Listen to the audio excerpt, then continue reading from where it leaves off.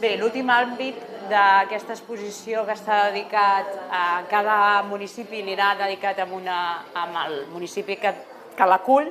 Està dedicat, en el cas d'Arenys de Mar, al balneari Lloberes. Era un balneari d'aigua de mar, vull dir que no era aigües termals, que hi havia davant el que eren les antigues vies del tren, i es deia balneari Lloberes perquè la persona que el va deixar els diners era en Sebastià Lloberes.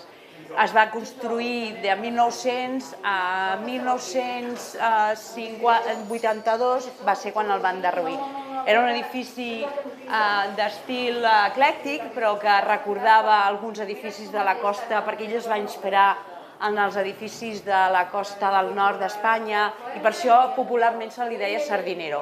I allà es van fer un munt d'activitats, festes, i allà acollia un cercle d'estiuejants que hi anava i que gaudia del cafè que es posava a la terrassa, que es pot veure alguna imatge, algunes festes, carnavals, fins i tot exposicions.